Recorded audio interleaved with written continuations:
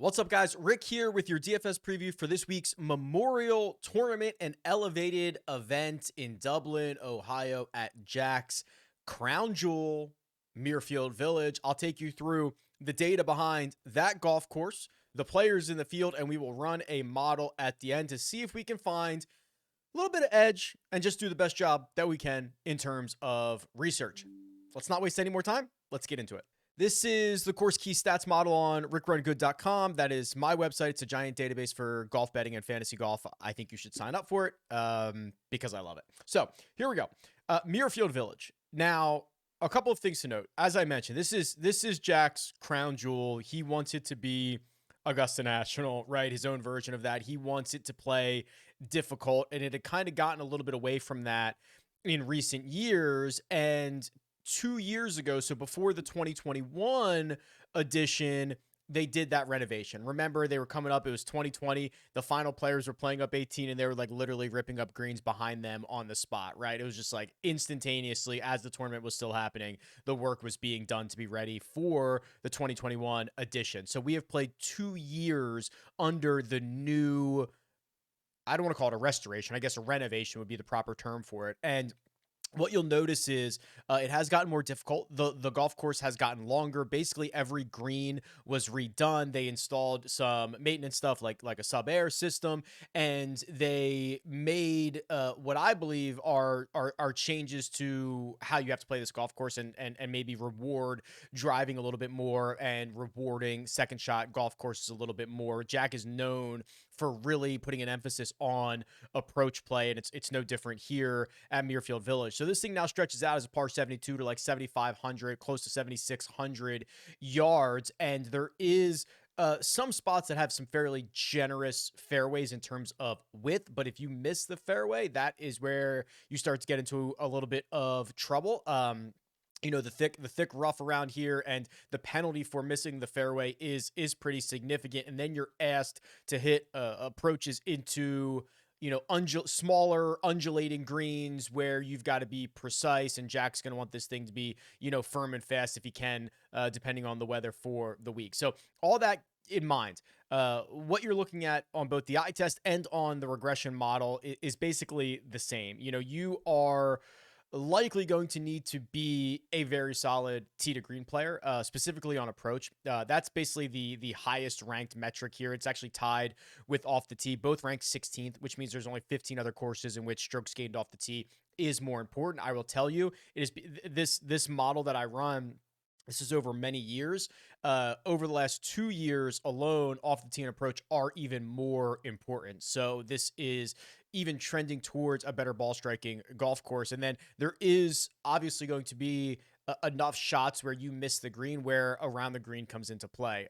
Putting is a bit more nuanced. Putting to me is a bit more experience based, you know, who has experience on these greens. But the problem is we've only got the 2 years on the new putting surfaces, so it can be a little bit wonky, and the data proves that out as well, that it has not been necessarily super highly correlated to success over the years. The one other thing that I will point out is, if you remember, in 2020 we played not one but 2 events here at Muirfield Village. We had the Workday Charity Open, I believe is what the name of it was. That was won by Colin Morikawa in a playoff over Justin Thomas. And then the next week was this event, the Memorial, which played much more difficult, and it was won by, I want to say, John Rahm, because then he was going for the repeat in 21. That's when he withdrew. Patrick Cantlay won it, et cetera, et cetera. So if you're looking for even one more additional tournament of history around Muirfield Village, you can add in Workday Charity Open. I'll show you that in just a few minutes. So knowing what we know about this golf course, taking the data-driven approach of the stats, their correlation to success, and the value of those correlations, and we take the last 36 rounds for every golfer in the field, what do we find? Well, we find that Patrick Cantlay is the best fit, adjusted fit. Now it's not, I guess rare isn't the word I'm looking for, but it is noteworthy. So remember, there are 2 things, especially in this database and on the website, that are different.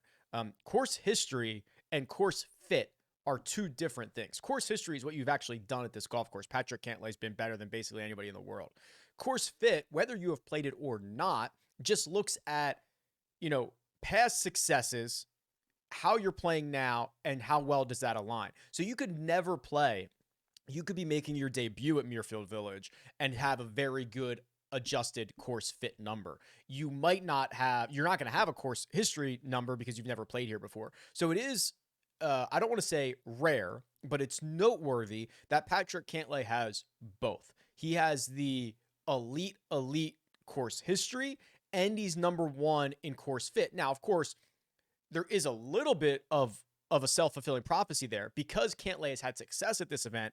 His baseline metrics go into the regression model, which tells us what has success at this event. But he is one player out of 120 every year over the last dozen years. So he is a very small portion of that. But it is true that there is a bit of a self-fulfilling prophecy here. And to see him show up in both of these is very interesting. So Cantlay 1, Scotty Scheffler 2. No surprise there. Scheffler's going to pop up basically every single golf course as one of the better fits. Jon Rahm, same thing. Sung Jae and Jason Day, 4 and 5. Jason Day's the home game for him. Wyndham Clark is 6. Terrell Hatton 7. Jordan Spieth, Xander Schauffele, Ricky Fowler rounding out the top 10. And of course, you can look at last 24 rounds. You can look at last 100 rounds. You can mix this up and get different adjusted numbers. If you go more recent 24 rounds, Xander Schauffele actually becomes the best player. I like 36. That tends to be the most predictive, but obviously you can mess around with this on the site. Here's the cheat sheet. There are 5 golfers over $10,000 this week. Scotty Scheffler, Jon Rahm, Rory McIlroy, Patrick Cantlay, Xander Schauffele. Very interested to see what the industry is going to do here. And as we get closer to Thursday morning lock, we'll have a better feel for what the projected ownership is going to be. By the time we get to the live chat on Wednesday, 3 p.m. Eastern time, Rick Run Good YouTube channel, we'll have a very good idea of what that projected ownership is going to be because this is a very fascinating 10K range. I'll describe why. One, we have Scotty Scheffler, the most expensive golfer, and you absolutely should be, right? So it's really getting difficult to describe, and we've been tracking this for 18 months now, how good Scotty Scheffler has been. To put this into perspective, his T3 last week at the Charles Schwab, he gained 15 strokes from tee to green. 15 strokes from tee to green is an outrageous number to gain in a single event. He has now done that in back-to-back events, and he's done it in 3 of his last 7. And the weeks that he didn't gain 15, he's gained at least 9, right? Like the tee to green numbers are insane. 15 strokes gained from tee to green, as Kyle Porter pointed out on the First Cut podcast last night. That is more, basically 4 more strokes gained than the winner of the golf tournament, Emiliano Grillo, gained in total. Grillo gained 11 strokes in total. Scotty Scheffler gained 15 from tee to green. Now, obviously, where does the math come from? He lost 4.5 with the putter, which leaves him 1 shot out of the playoff. That's disgusting. This is a disgusting stat profile that does not get enough credit. It is basically the closest thing that we've had to Tiger. And it's not that close to Tiger, but like the closest thing we've had to Tiger in quite some time. This is a stretch of, it's like 15 straight top 15s. I mean, he rarely... He doesn't burn you. He just never burns you. So, well worth the price. I wanted to also show this. It's hard for me to just use the adjectives, right? I have to just try to put this into perspective. So, Scotty Scheffler from tee to green, we talked about. There have only been 3 instances in which a golfer who is in this field, which, by the way, this is the best field of, this is an elevated event, so you're getting everybody. So, in this field, there have only been 3 instances of a golfer gaining 15 strokes from tee to green in a single event. Scotty Scheffler has all of them, and 2 of them are his last 2 starts. Scotty Scheffler has 5 of the top 9 tee to green weeks this season out of everybody in this field. It's truly getting difficult to describe, so I'm just going to point out some data references, and you can go from there. So, obviously, Scotty likely to catch some steam here, but what about Jon Rahm? If we go back to the Holy Grail and let's go to, the last, 5 years or so and just go to this event. I won't even include the Workday Charity Open. Okay. We'll just do the Memorial here. And we sort this by strokes gained total. You're going to see Jon Rahm and the pure dominance here, right? Let me sort this by date. So, well, he's gained over 4.25 strokes per round since 2018. in 11 rounds. Well, why the 11 rounds? Well, obviously he had a 6-shot lead going into the final round on Saturday night. Tested positive for COVID in 2021, withdrew. That is the event that Patrick Cantlay ended up winning, but he gained 21 strokes to the field in 3 rounds that week. So he's got a win, a pseudo win, and a T10 in his last 3 trips. Patrick Cantlay has more rounds, 20 rounds, and is gaining over 3 strokes per round. So you're getting 2 legitimate course horses. Once you start getting over 20 rounds and over like 2.8 strokes gained per round, you are one of the best players on that course for any player on any course. Okay. And we have 2 of them this week in Jon Rahm and Patrick Cantlay. Cantlay's got 2 wins in his last 5 trips. He has 4 top 4s in his last 5 trips. And oh, by the way, he is probably playing the best golf that he has played in his career. And I'm not even kidding. He doesn't have a trophy to show for it because Rahm has been dominant. Scotty has been dominant. But the ball striking numbers are insane since the first of the year. He's been piling up top 10 and top 20 finishes. If Rahm and Scheffler didn't exist, we'd be talking a lot about Patrick Cantlay. If you look at the last 36 rounds of strokes gained ball striking, Scotty Scheffler is number 1. Patrick Cantlay is number 2. Gary Woodland is 3. However, Gary Woodland hemorrhages strokes on and around the greens. Cantlay does not. He's actually a positive player in both of those areas, a very savvy short game. So that's why, again, we're not even done the 10K range here. And you can make a very, very strong case for all of these guys. And you can't play them all. So it'll be really interesting to see what the industry does. I imagine, because we haven't even got to Xander yet, and Xander's got 4 top 18 finishes in his last 4 trips here. He's been playing good golf. He's well-rounded. You saw him on the course key stats, where if you go to the last 24 rounds, he's the best adjusted course fit. So what I imagine is going to happen here is people will either pay up for Scotty or they will go to Cantlay or Xander. That is my hunch on this Monday morning. We will see, which leaves kind of Rahm a little bit untouched, and not untouched. He's going to be like 18% or something like that, but relative. And then Rory McIlroy. And Rory is really the wild card here. I think he's the, whether it's narrative-wise, whether it's data-wise, because of how strong the other 4 guys in this 10K range have been, he is just kind of the odd man out here. And it's not really his fault. I mean, he missed the cut at the Masters. It was ugly. He didn't play well at Quail Hollow, where he always plays. Fine. Gained 7 strokes on approach at the PGA Championship, 9.6 ball striking, gained across the board, finished T7 at the PGA Championship, another top 10 in a major championship. I watched a lot of, I was in Rochester, obviously. That's where I got this hat.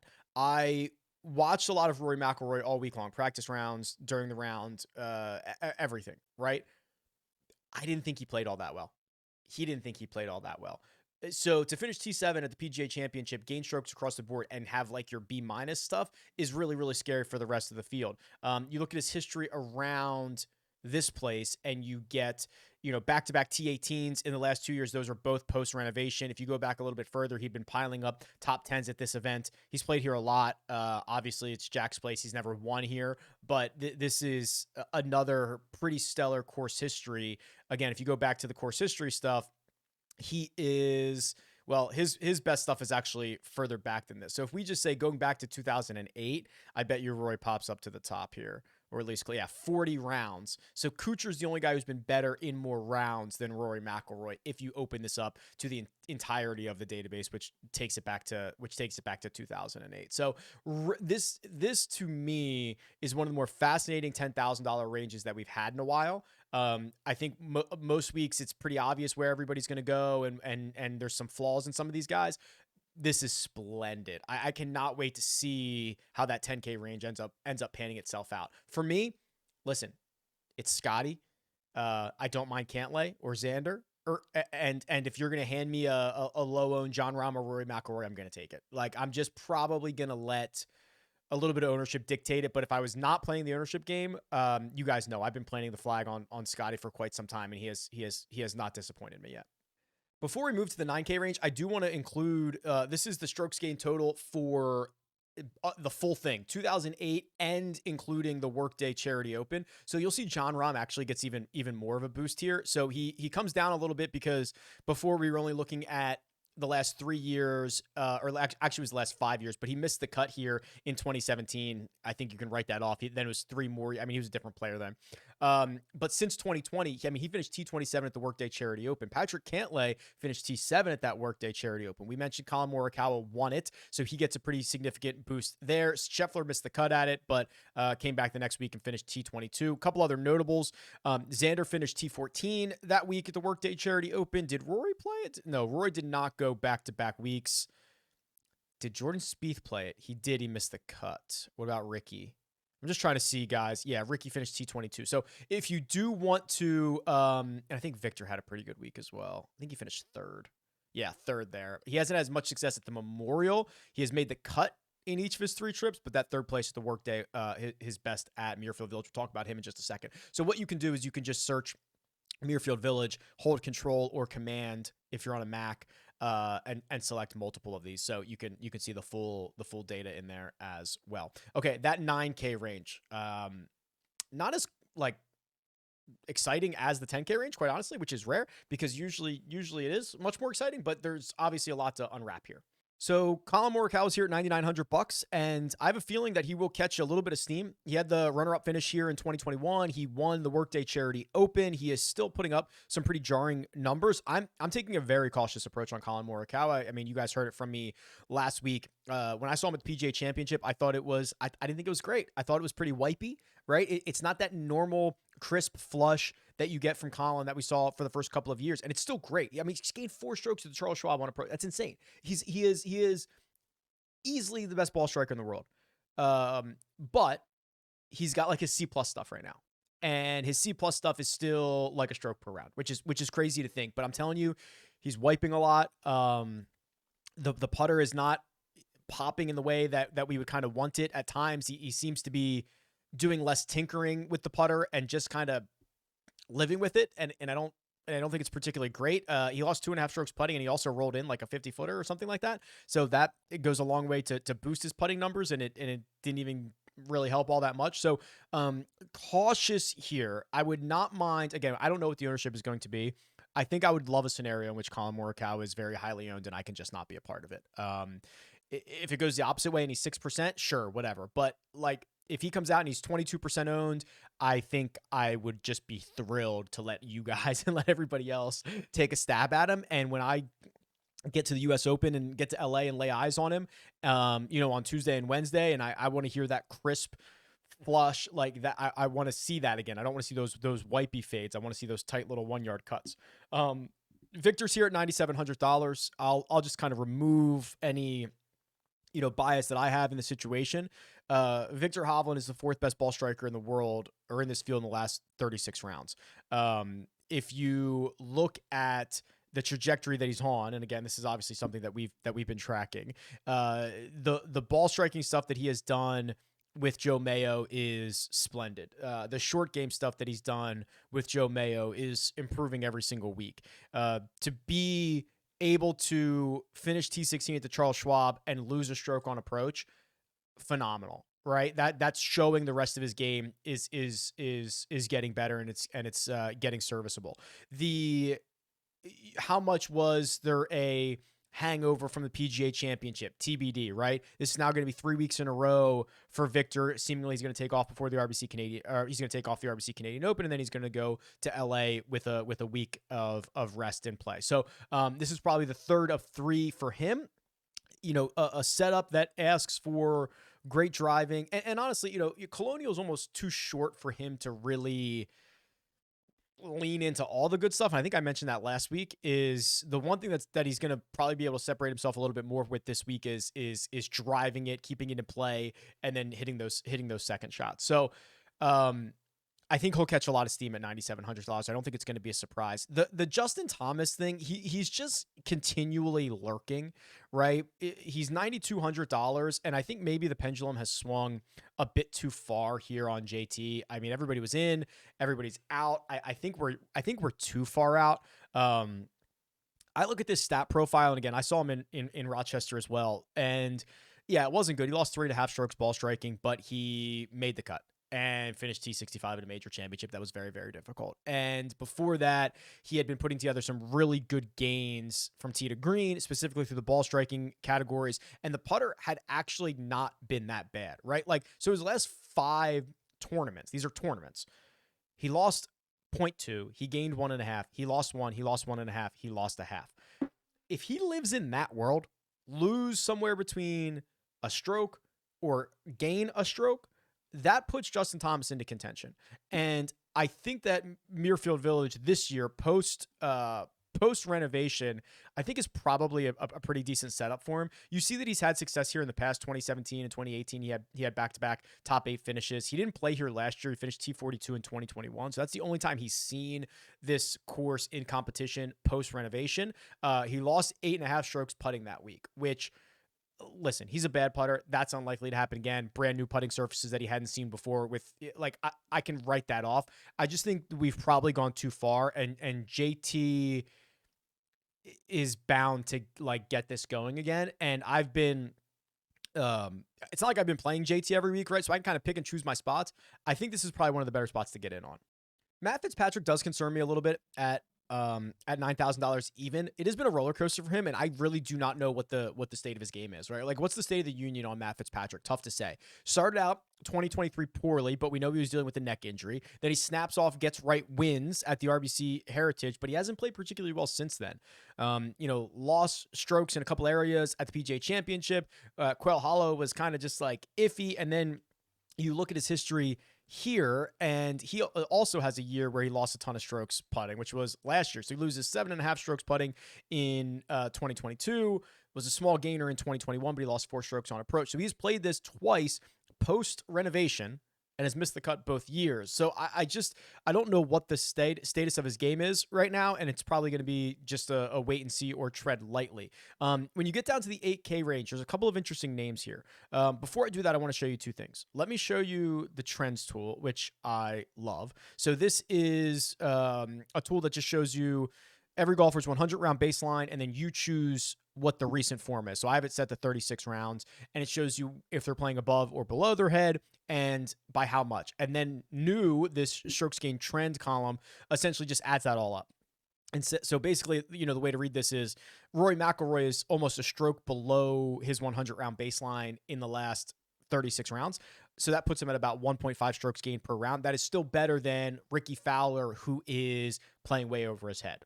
Right. So that's the way to read this. And then, someone like, let me find you a good example, like Hideki, playing over his head by 1/3 of a stroke per round is still not as good as JT playing like to his baseline, basically. So that's the way to read this. So what you're going to find is you're going to find a couple interesting names here in the 8K range, which is why I wanted to show this. So you get Wyndham Clark, who we've talked about nonstop on this channel. He has just printed us cash. Continues to be one of the hotter players in the last 36. If his strokes gained trend number is actually the 4th best in this field, right between Jon Rahm and Xander Schauffele. Jordan Spieth is also here. Jordan Spieth is, with the strokes gained trend number, now better than Rory McIlroy, better than Ricky Fowler, better than Victor Hovland. It considers, obviously, his very good 100-round baseline. But what is, again, like, what's the status on Jordan Spieth? Well, he missed the cut last week at the Charles Schwab because he lost 3.5 strokes around the green. Is that going to happen again? I mean, he hasn't been great around the greens, but, like, come on.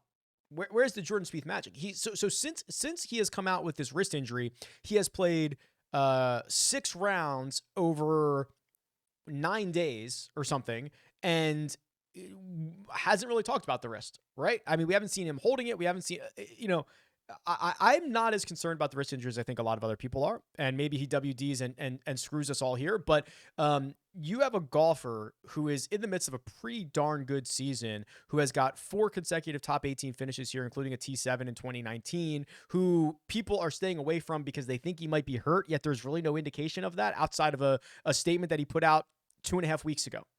So it's just kind of a really bizarre situation that I think most people will shy away from, but the metrics are very, very good for Jordan Spieth. The other thing that I wanted to show you here was actually on my other site, RunGoodProps.com. And you know I wouldn't do this cross promotion if it wasn't worth it. So this is a props dashboard that looks at thousands of props across the industry, compares them to sportsbooks odds, and allows you to take advantage of sites like PrizePicks and Jock Market and all these other prop sites that allow you to put entries together. So the big thing that has changed here, and we just added this, and this is amazing, is if you now select the picks that you want, and you look at the EV calculator and it tells you, okay, you actually have a positive EV for putting these 4 in. Now you can actually just click this button and it will take you and actually enter that for you. So instead of having to go and find all of those different players across different sports, it now creates the entry for you, which if the whole point of this is volume, you have a very small edge using this dashboard. So it's a volume play. It's not like a get rich quick thing. So volume has always been dictated by how many entries you can get in.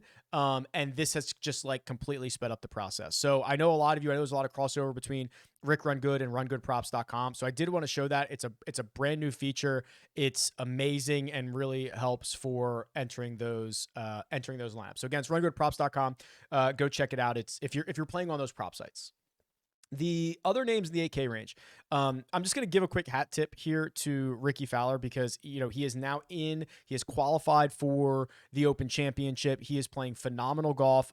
He missed the cut of the PGA Championship on the number, half stroke gained per round. I'm sure I sat here last week. I think I did sit here last week and say, I don't care about that at all. He drove it well, no problems. Made me look smart. Now, he did a lot with the around the green play, but, Ricky's a very solid short game player. That's not entirely unusual. This is a phenomenal trend line for him. His game really does look like it's back. And then you look at his history around this place, and you're going to see it's a mixed bag, handful of missed cuts especially when things weren't going particularly well, but a couple of runner-up finishes, a couple of top 15s in there as well, a place that Ricky can certainly get himself around in a solid manner. And then really another guy that I'm not like a huge fan of week in and week out, because I do worry about how capped his upside is, but Corey Connors on this golf course where there is a penalty for missing badly off the tee keeps it always inside the bunkers, right? I mean, this guy plays out of the fairway. If he does miss the fairway, it is by a very small margin. And he shoved it in my face, winning the Valero Texas Open at $10,100, something that I never would have played Corey Connors at $10,100. But now here in a much more reasonable price, $8,300 on a golf course that's really, really good for him, where he's coming off the T8 at Wells Fargo and the T12 at the PGA Championship, where he was our 36-hole leader and kind of ejected himself. I mean, he was not going to win. He was not going to win the PGA Championship, not with all those other guys and the way that he had been kind of sun running with the putter. But this is a really good spot for him. And I actually don't even know off the top of my head. Usually I know these guys and their history around here. Okay, Connors is fine. He's played here 4 times. He's made the cut in each of them. T22 and a T13 are his best 2 starts. The T13 was last year, gained 8 strokes on approach. So, yeah, love that. And actually, he's gained strokes putting in 3 of his 4 trips here. One of them was after the redesign. So, I think that is interesting as well. 7K range is where we get that really significant drop-off, right? We're just talking about Corey Connors, who won 5 starts ago, and now we go to Russell Henley, Tom Kim, Emiliano Grillo, right? Although Grillo obviously just won, but you get my point. I think there's a pretty significant drop-off here. Keegan, on paper, should be good for this place. Has kind of been unable to solve it. Hasn't played particularly well around here, especially in the last 5 years. I think there's a couple that are some interesting buy spots. I think Denny McCarthy at 7,600 is an interesting buy spot. If you have not been paying attention, Denny's been phenomenal. And again, that's by his own standards. Look at the last 100 rounds, running strokes gain total. It is up and to the right. It is consistent. There are no major ups. There are no major downs. He's not going viral. He's not, whatever. It's just slow and steady wins the race here. Missed the cut to Charles Schwab last week, but didn't do anything particularly horrible. He lost a little bit kind of everywhere, still gained with the putter as you would expect. Played well at the PGA Championship. Maybe there was a little bit of a hangover there. A long week, goes to Texas and misses the cut. But before that, look at that. I mean, T8 at Quail Hollow. He had a bunch of top 20s, T13 at the Players, T14 at Riviera, T19 at Valspar, top 25 at the RBC Heritage. Most of those that I just mentioned were elevated events, so he has been playing well at the Desi's and doing it in a more sustainable way. Yes, he's still a little bit reliant on the putter, but doing it in a more sustainable way. If we go to the trends tool, I bet you that Denny is, so Denny's here. So Denny's only playing a little bit above his 100-round baseline in total, but he's spreading it out in a more sustainable way. He is actually gaining most of it via tee to green. He's actually putting a hair underneath his baseline, which is really, really good. He is, I usually say that guys have a very narrow path to victory, and Denny McCarthy being reliant on the putter is one of those guys. He is widening his path. Right? He is widening his path to victory. Is it going to be here this week? Probably not, but you don't need him to win at this price. You look at his history around here, T5 last year. So, sure. Let's fire up Denny and see how far we can go. The other one, a little bit scary. I think most will go for Harris English at 7,500, who's been on a very good run. He's finished 13th here in 2020. Got a couple of top 15s in his last handful of starts. I think most people will go for Harris English. I'm kind of curious about Billy Horschel. Billy's a weird guy, and I mean that out of love and respect. I like Billy. He's a nice guy. I've had nothing but great interactions with him. But he's a weird guy, and that's kind of good in golf, and it's kind of good in this situation. And it has not been a good year for Billy. I walked 9 holes with him on Tuesday at the PGA Championship. He didn't play particularly well, but he is capable of kind of summoning things when he's really, really engaged. And you see him really, really engaged at some of the weird events, like the match play where he got out of his group, at the team event with, did he play with Sam Burns again, where they finished T11. And then I know how important this event is to him as a defending champion. And while the bar is very low, the metrics are getting better. And you can see that, right? You can see that in the last 100 rounds. There was this kind of huge drop off where he went from 67 strokes gained in total to 32. And now he's back on the upswing. He's gained strokes technically in each of his last 3 starts, despite missing the cut at the PGA Championship on the numbers. So I think we are getting potentially the early tail here of Billy getting into shape. And I don't think we don't need to invest in Billy for the next 5 starts. I think need to invest in Billy right now.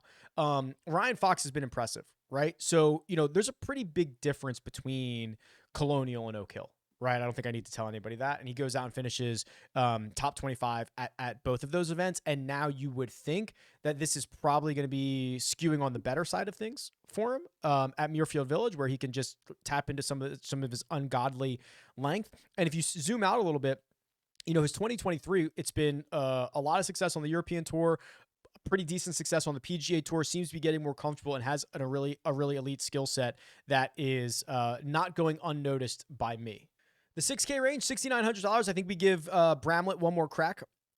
Missed the cut to Charles Schwab, and admittedly, that was probably my fault. That was probably not a great spot for him. This is probably a better spot for him. Justin Suh, again, this is just like a hat tip situation. Justin Suh is really finding his form on the PGA Tour, right? I mean, he came out with that Victor Morikawa Wolf class, and it wasn't good.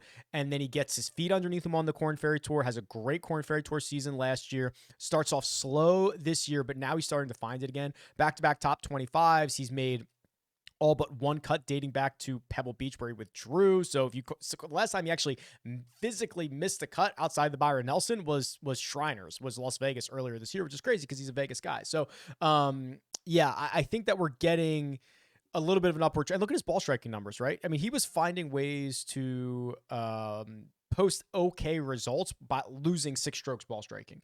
And now in the last 2, he's gained 2.2 at the PGA, 2 at the Charles Schwab. It's a good run for Vegas guys, I'll admit, right? We had a week last week where Norman Zhang almost won the Korn Ferry, finished second. Harry Hall almost won the PGA Tour event. And Justin Suh has been playing great. I mean, if Harry and Norm would have won, it would have been party time at TPC Summerlin, both those guys playing out of there. So yeah, I mean, it's good vibes all around for these guys. They're feeding off each other a little bit. And I like the stat profile that Justin Suh is putting up.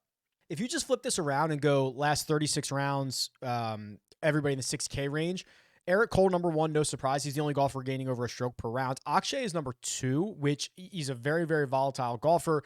$6,500, not bad. Sam Stevens has been more consistent and piling up like okay results. 29th at the Charles Schwab. He made the cut at the PGA, but then kind of ejected on the weekend, don't we all? And a couple made cuts before that. Michael Luzzi, the guy, is here at $6,100. That's a pretty good price. Again, I didn't play, but I was with him for 18 holes on Tuesday at the PGA Championship. He was good, not great. And the problem was he was a little bit wipey off the tee, which really kills you at Oak Hill, and it kind of killed him. But historically, he is more accurate than that. He has a smaller sample size than most, but he is more accurate than that. $6,100 does open up a lot of interesting stuff. I do worry that this is going to be kind of a big golf course for him, though. We need to continue to see what this Austin Eckroat at $6,600 is all about. So runner up at the Byron Nelson, 16th at the Charles Schwab. It's hard to remember because there's so many highly touted guys, right? But Austin Eckroat comes from the pipeline that is Oklahoma State. And when he came out was, again, super highly touted, and it didn't go particularly great. He goes down to the Korn Ferry last year, earns himself a card, doesn't start off well this year, but look at what he's done. It's like a new guy. 4 straight in which he's gained at least 3 strokes on the ball in the ball striking categories. Has his best finish on the PGA Tour, runner-up at the Byron Nelson. Follows it up with a T16 at the Charles Schwab. He's made 4 cuts in a row. Got deep in Punta Cana. This is a completely different guy. It's a completely different guy from this guy who went from Bermuda to Valspar and made 2 cuts. Like, completely different guy. So that is still probably too cheap for Austin Eckroat, $6,600, with the pedigree that we kind of expected him to have as he came out of college, and now he's trying to put it all together. Davis Riley and Nick Hardy. I'm glad they got their win, but man, that win is starting to look a little bit more fool's goldy than most. They're obviously both incredibly talented. All these guys are, but they have not played well. I mean, it's good. It's good that they're going to get some time. Davis Riley hasn't made a cut since the win. Nick Hardy hasn't looked really good either. His best finish was last week at a T48. So I think those guys kind of backed into a win and stole one. And I mean, good for them. I love it, but that's kind of weird. Okay, let's run a model here real quick. And I don't really know what I'm going to do. Custom model, RickRunGood.com. I'll zoom in a little bit so you guys can see. Also, zooming in and zooming out allows you to see more options on the left if you want, depending on your screen size and resolution. I'm going to zoom in a little bit just so that you guys can kind of see what I'm doing here. Okay. Boy. Oh, I don't know. I don't know what I'm going to do. So let's just take this. Let's take this one by one here. Let's do. We'll start with driving. So we'll say, okay, let me get 100 out of here. So we're going to allocate my weights. I do like good drive percentage. Again, this is a golf course. The bigger the miss, the worse you are. So I do like good drive. So I'm going to say 10 on good drive, and I'm going to put 10 on strokes gained off the tee in the last 36. And that's going to be 20 on off the tee. I'm then going to do, I'm going to do a lot on approach here. And I think the way I'm going to do it is simply strokes gained approach. I do like the weighted strokes gained approach here. Let's do 10 on weighted strokes gained approach and 10 on really short term strokes gained approach. So we'll do last 12. So we've got 20 on the approach ones. I do think around the green is going to be pretty important. So let's do around the green the last 50. We'll put 20 there. So we're already at 60. Okay. So, and then putting, let's do a little bit of putting on bent. We'll just put 10 there. I also want to go to course types and do long and hard courses, 10 on each. Wow, we already have 90. All right, and then we'll do last 10 on Muirfield Village history. So maybe I should have spread those out a little bit more. We can do that maybe on Wednesday on the live chat. But wow, I kind of ran out of weights there a little bit quick. I didn't even get to birdies or better, or fantasy points gained, or implied win, anything. I mean, there's just so many options that I love. Okay, anyway, my number one golfer is, John Rahm. Probably not a surprise. Rahm, Scheffler, Cantlay, Xander. 1, 2, 3, 4. So 4 10K guys. Matt Fitzpatrick rates out much better than my eye test would have given him. Yeah. Very good on long courses. Good on hard courses. He has the good history of Muirfield Village, but it's not as good recently. But he had that third place finish in I think it was 2020. Interesting. Terrell Hatton is 6th for me. JT is 7th. Okay, so that's probably noteworthy. Spieth is 8th. Noteworthy. Rory 9. Noteworthy for the wrong reasons, right? Rory's 10,600. He should be up there with the 10K guys. The other 4 10K guys are 1, 2, 3, 4. Not in the order of their salary, but close. and Rory is 9th. That hurts. Colin is 10. J Day is 11. Hideki is 12. Fowler 13. Look at Kuchar, 7,514. Victor actually does not rate very well here for me. Yeah, his around the green play hurts him. I put a lot of weights on around the green, and then the rest of it's like okay, not enough to necessarily. I mean, he's still 16th. Don't get me wrong. Just trying to see anybody else that stands out here. Chris Kirk, 7,418th. That's pretty good. Brendan Todd, wow, 6,724th. Loses big off the tee, loses big on hard courses, but kind of plays well everywhere else, or picks up stuff everywhere else. Okay, interesting. Well, that'll do it. We'll do a live chat 3 p.m. Eastern, Rick Run Good YouTube channel. Go sign up for RickRunGood.com. Go sign up for RunGoodProps.com if you're into that thing. It's you guys know I don't create tools or anything like that I don't believe in and use myself. So go check it out. Best of luck this week, and I'll talk to you guys soon.